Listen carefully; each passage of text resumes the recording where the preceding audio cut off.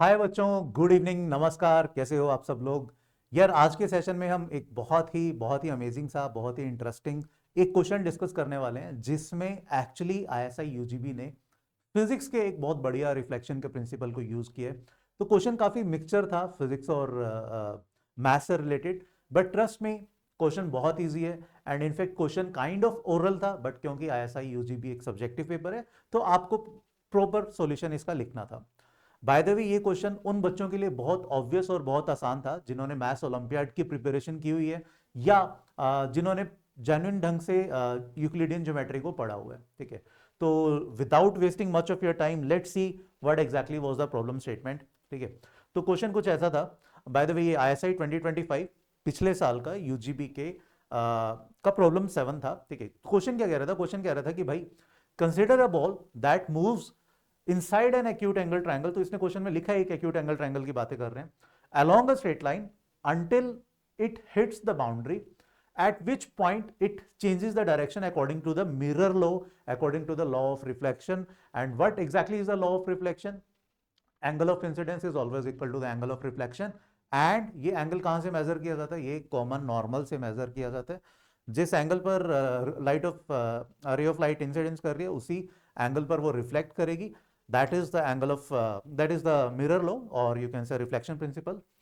Further कह रहा है, just like a ray of light, okay, prove that there exist a triangular periodic path for the ball as pictured below.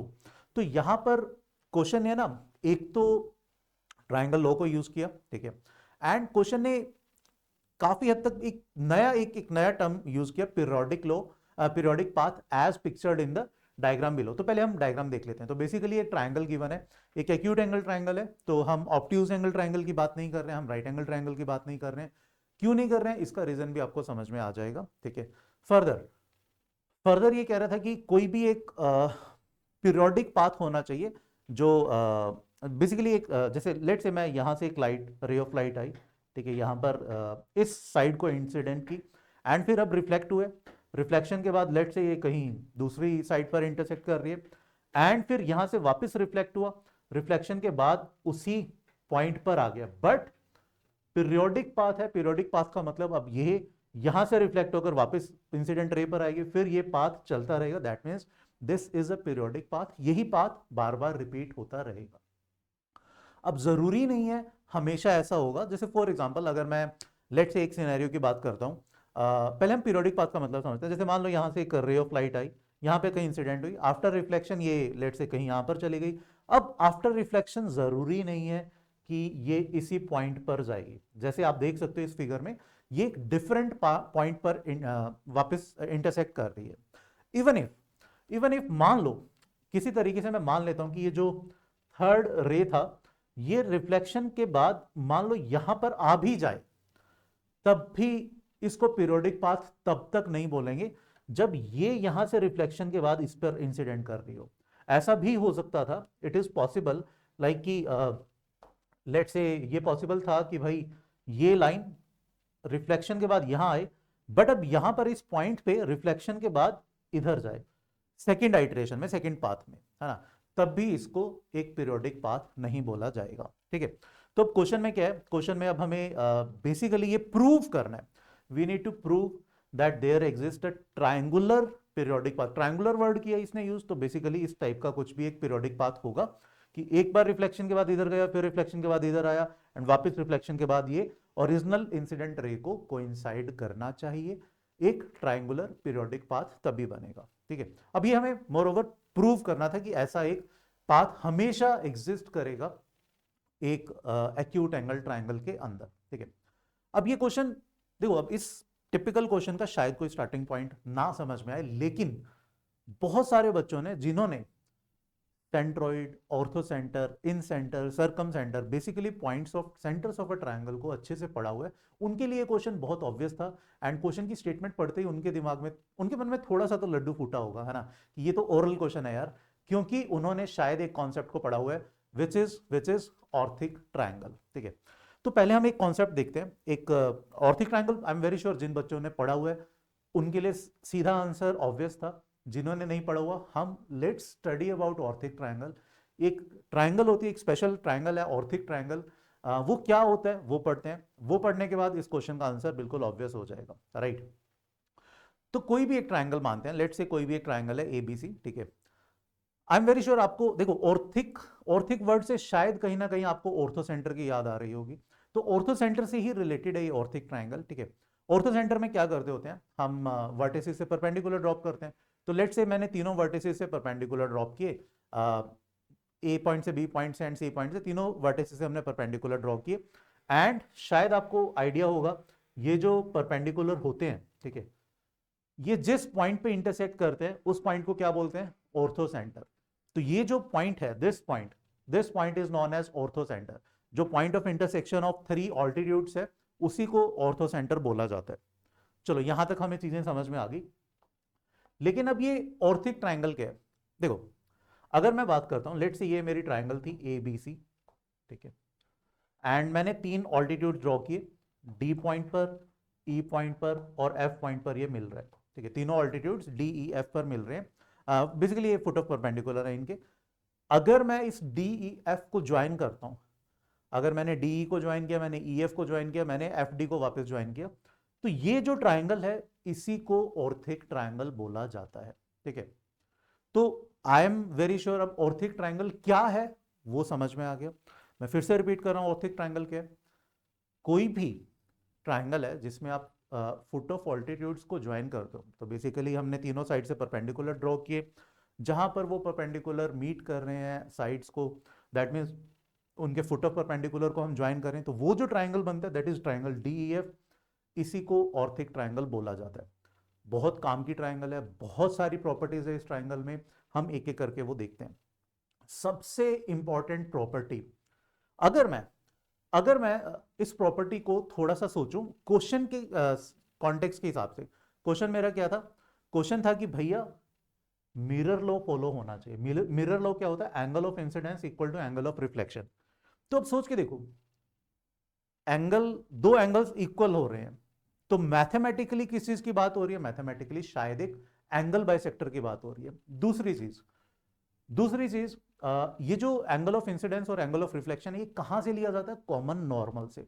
Common normal, normal मतलब जहां पर हम perpendicular की बात कर रहे हैं। तो अब अगर मैं अपने क्वेश्चन में वापस जाता हूं, ठीक है, यहां पर क्या चीज परपेंडिकुलर था, यहां पर एडी बीई सी एफ, ये मेरे ऑल्टीट्यूड से, ये मेरे परपेंडिकुलर थे, ठीक है। अब मुझे angle of incidence equal to angle of reflection के हिसाब से आंसर निकालना था। एंड शायद अब आप लोगों को शायद हल्का फुल्का सा आइडिया लग गया होगा कि वो जो हम ट्रायंगुलर पाथ की बात कर रहे थे क्वेश्चन में, कहीं वो ऑर्थिक ट्रायंगल ही तो नहीं है। एंड डेफिनेटली वो ऑर्थिक ट्रायंगल ही है। कैसे, अब इसके लिए मुझे क्या प्रूव करना है, मान लो मैंने ये एक लाइन पे इंसिडेंस रे की, तो इतना समझ में आ रहा है कि भैया एडी कॉमन नॉर्मल है ना, पॉइंट ऑफ इंपैक्ट पर ये 90 डिग्री का एंगल है। तो अगर डीई के अलोंग रिफ्लेक्टेड रे हो, अगर डीई के अलोंग रिफ्लेक्टेड रे हो, तो मैं ये बोल पाऊंगा कि ये जो एंगल ऑफ इंसिडेंस है ये एंगल ऑफ रिफ्लेक्शन के इक्वल है, जो मेरा मिरर लॉ को फॉलो कर रहा है। अब फिर से मैं ये डीई पॉइंट पर इंसिडेंट रे है, बीई परपेंडिकुलर था, अगर ये रिफ्लेक्टेड रे आती है, अगर, तो मैं क्लेम कर पाऊंगा कि भैया ये वाला एंगल इस एंगल के इक्वल है। फिर से angle of incidence angle of reflection के इक्वल बन रहा है। एंड फर्दर ये एफ पॉइंट पे इंटरसेक्ट कर रहा है। अगर मैं ये क्लेम कर पाऊं कि ई एफ का रिफ्लेक्शन ही एफ डी रे है, तो मैं प्रूव कर पाऊंगा कि यही मेरा ट्रायंगुलर पाथ था, ट्रायंगुलर पीरियोडिक पाथ था जिसकी मैं तलाश में था। तो अब आइडियली मुझे क्या क्या प्रूव करना है इसमें, मुझे टेक्निकली ये प्रूव करना है कि भाई ये वाला एंगल इसके इक्वल है, ये वाला एंगल इसके इक्वल है, एंड ये वाला एंगल इसके इक्वल है। अगर मैं ये प्रूव कर दूं तो आई विल बी डन। लेकिन जिन बच्चों ने ये पढ़ा हुआ है, स्पेशली ऑर्थो सेंटर के बारे में थोड़ा बहुत चीजें जिन्होंने पढ़ी हुई है, उनको आइडिया होगा जब हम परपेंडिकुलर्स ड्रॉप करते हैं तो बहुत सारी साइक्लिक क्वाड्रिलेटरल होते हैं, ठीक है। एंड अगर ये तीनों एंगल बाइसेक्टर हैं, तो एंगल बाइसेक्टर का पॉइंट ऑफ इंटरसेक्शन क्या होगा, वो तो इन सेंटर होगा। बट ऑल्टीट्यूड्स का पॉइंट ऑफ इंटरसेक्शन क्या होता है, ऑर्थो सेंटर होता है। तो शायद कुछ बच्चों को ये कंफ्यूजन होगी कि भाई ये तो अब फिर इन सेंटर बन जाएगा, बट अभी थोड़ी देर पहले आप कह रहे थे कि ये ऑर्थो सेंटर है। दोनों चीजें करेक्ट हैं, ये ऑर्थो सेंटर भी है, ये इन सेंटर भी है। थोड़ा सा ध्यान से देखो, बड़े वाली ट्रायंगल का एबीसी का ये ऑर्थो सेंटर है, ये वाला पॉइंट। क्यों ऑर्थो सेंटर है? बिकॉज ये परपेंडिकुलर का पॉइंट ऑफ इंटरसेक्शन था। छोटे वाली ट्रायंगल जिसका नाम क्या था? ऑर्थिक ट्रायंगल। ऑर्थिक ट्रायंगल का ये क्या है? इन सेंटर है। तो आपके लिए एक और इंपॉर्टेंट रिजल्ट आ गया कि जो कोई भी ट्रायंगल है उसका जो ऑर्थो सेंटर होता है वही एक्चुअली ऑर्थिक ट्रायंगल का इन सेंटर होता है।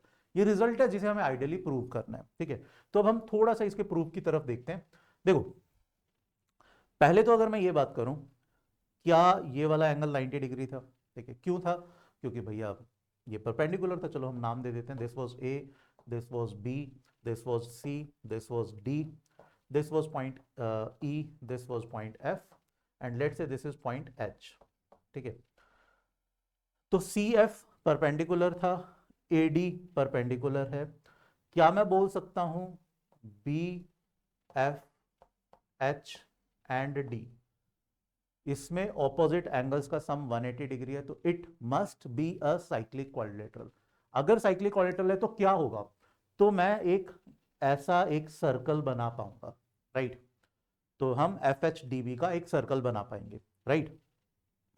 सेम लॉजिक से क्या मैं बोल सकता हूं ये भी परपेंडिकुलर है, ये तो परपेंडिकुलर था ही, तो इसका मतलब एच ई सी डी ये भी एक क्या होना चाहिए? साइक्लिक क्वाड्रिलेटरल होना चाहिए। मतलब हम यहां पर भी एक ऐसा सर्कल बना पाएंगे, राइट? ये चीज समझ में आ रही है? तो मतलब हम यहां पर भी एक सर्कल इस टाइप का बना पाएंगे। परफेक्ट है। अब अगर मैं थोड़ा सा सिंप्लीफाई करूं इसको, अब थोड़ा सा ध्यान से समझना, मुझे प्रूव करना था ये वाला एंगल इसके इक्वल है। ठीक है, तो अब अगर यहां पर आप एक चीज देखोगे, क्या आपको ये समझ में आ रहा है? ये वाला जो कोड है, जो बेसिकली ये वाला कोड है, सर्कल में जितना एंगल वो इस पॉइंट पे बनाएगा, क्या सेम एंगल वो इसी पॉइंट पर बनाएगा? Again let's say that was A, B, C, this was let's say D, this was E, this is let's say F, this was H. तो ई एच कोड जितना एंगल सी पॉइंट पर बना रहा है, क्या उतना ही एंगल ई एच कोड डी डी पॉइंट पर बनाएगा? सर्कल में प्रॉपर्टी होती है कोई भी कोड सेम सेगमेंट में सेम एंगल सबटेंड करते हैं, तो आइडियली ये दोनों एंगल इक्वल होंगे। लेकिन अगर आप थोड़ा सा ए सी एफ ट्राइंगल को देखोगे, ए सी एफ, क्या ये 90 डिग्री था? ये एंगल एंगल ए होता है। क्या मैं बोल सकता हूं कि जो एंगल ए सी एफ होगा वो 90 degree minus angle sorry angle A होना चाहिए? जो ए सी एफ है that should be 90 degree minus angle A. ये समझ में आ रहा है? ठीक है, अब 90 माइनस ए की अगर हम बात करते हैं, ठीक है, तो एसीएफ मेरा हो गया 90 माइनस ए। अब सिमिलरली सिमिलरली अगर मैं दूसरे सर्कल की बात करता हूं, ठीक है, यहां पर ये जो एच एफ कोड है, एच एफ कोड जितना डी पॉइंट पर एंगल सबटेंड कर रहा है, क्या एच एफ कोड उतना ही एंगल बी पॉइंट पे सबटेंड करेगा? अब एच एफ कोड बी पॉइंट पर, अब अगर आप ए ई बी ट्राइंगल की बात करते हो, तो क्या मैं बोल सकता हूं एंगल ए बी ई, ये क्योंकि ये वाला एंगल 90 डिग्री है, ये एंगल ए है, तो angle A B should be 90 minus A. That means angle H F जो बी पॉइंट पर सबटेंड कर रहा है 90 माइनस ए, सेम एंगल ये डी पॉइंट पर सबटेंड करेगा, तो angle A D F that should be again 90 minus A. ठीक है, अब ये भी 90 माइनस ए, ये भी 90 माइनस ए, तो क्या मैं बोल सकता हूं ए सी एफ, और यू कैन से यहां पर ए सी एफ किसके इक्वल था? E D E D A के, तो that is also equal to angle E D A. तो ई डी ए एंगल भी 90 माइनस ए है, ए डी एफ भी 90 माइनस ए है, तो A D E is same as A D F, that means these are definitely angle bisector. ये angle bisectors होंगे, definitely angle bisector है। यही मुझे प्रूव करना था। तो इसका मतलब जो एडी है वो इस एंगल को बाइसेक्ट कर रहा है, that means angle of incidence is equal to angle of reflection because AD was the common normal. ठीक है, तो यही चीज हमें प्रूव करनी थी। कॉमन नॉर्मल से ये एंगल इसके इक्वल है। सेम लॉजिक से अगर मैं सेम तरीके से प्रूव करूं, ये वाला एंगल इसके इक्वल है, ये वाला एंगल इसके इक्वल है, दैट मीन्स हमारा तीनों साइड पर रिफ्लेक्शन लो होल्ड कर रहा है, रिफ्लेक्शन लो फॉलो कर रहा है, इसका मतलब यही मेरा रिक्वायर्ड पाथ होना चाहिए, ट्रायंगुलर पीरियोडिक पाथ। तो coming back to the question, अगर अब मैं क्वेश्चन की बात करूं, क्वेश्चन में क्या कह रहा था, मुझे प्रूव करना था कि एक ट्रायंगुलर पीरियोडिक पाथ एग्जिस्ट करेगा, ठीक है, एज पिक्चर्ड बिलो, बिल्कुल ठीक है, एग्जिस्ट करेगा। एंड वो ट्रायंगुलर पाथ कौन सा होगा, वो ट्रायंगुलर पाथ बेसिकली ऑर्थिक ट्रायंगल ही होगा, ठीक है। समझ में आ रहा है, क्योंकि ऑर्थिक ट्रायंगल रिफ्लेक्शन लॉ को भी फॉलो कर रहा है, एंड वो ऑल्टीट्यूड्स का पॉइंट ऑफ इंटरसेक्शन जो है ऑर्थो सेंटर, जो एक्चुअली ऑर्थिक ट्रायंगल का इन सेंटर बन जाता है, उसी ट्रायंगल का एक पाथ है। समझ में आया। तो ये क्वेश्चन ऑल्दो यूजीबी 2025 का क्वेश्चन था, बट ये क्वेश्चन बहुत इजी था, स्पेशली उन बच्चों के लिए जिन्होंने थोड़ा बहुत मैथ्स ओलंपियाड के बारे में पढ़ा हुआ है, राइट। तो आई एम एज्यूमिंग भाई अब इस क्वेश्चन का आपको बहुत अच्छे से ये चीज समझ में आ गई होगी, ठीक है। बट स्टिल आप लोगों के लिए एक होमवर्क है, आप लोगों को ये प्रूव करना है, ये जस्टिफाई करना है, ये सोचना है कि क्या ऐसा एक ही पाथ एग्जिस्ट करेगा। अब हमें समझ में तो आ गया कि भैया orthic triangle is a path that will be triangular obviously, and that will be periodic. Periodic का मतलब भी क्लियर है कि अगर मैं यहां से एक लाइट रे भेजता हूं तो वो आफ्टर रिफ्लेक्शन यहां से जाएगा, एंड वो आफ्टर रिफ्लेक्शन यहां से जाएगा, एंड वो चीज कंटिन्यू होती रहेगी, इसीलिए इसको पीरियोडिक बोला गया। बट क्या ऑर्थिक ट्राइंगल के अलावा क्या कोई और ऐसा पाथ भी एग्जिस्ट करेगा, ये आपको सोचना है। दूसरी चीज आपको सोचनी है कि इसने बोला था acute angle triangle. Acute angle triangle इसने वर्ड क्यों यूज किया, अब सोच के देखना आराम से कि भाई अगर मैं एक राइट एंगल ट्राइंगल या एक ऑब्ट्यूज एंगल ट्राइंगल लेता हूं तो उसमें क्या प्रॉब्लम है, अगर नहीं प्रॉब्लम तो क्या उसमें भी पाथ एग्जिस्ट करेगा, एंड अगर पाथ एग्जिस्ट करेगा तो वो पाथ कौन सा होगा, कैसा होगा, ये थोड़ा सा आपको सोचना है, ठीक है। तो दो होमवर्क है आपके इस क्वेश्चन के, बेसिकली काइंड ऑफ ये कह लो कि सब्सिक्वेंट पार्ट्स हैं इस क्वेश्चन के, है ना।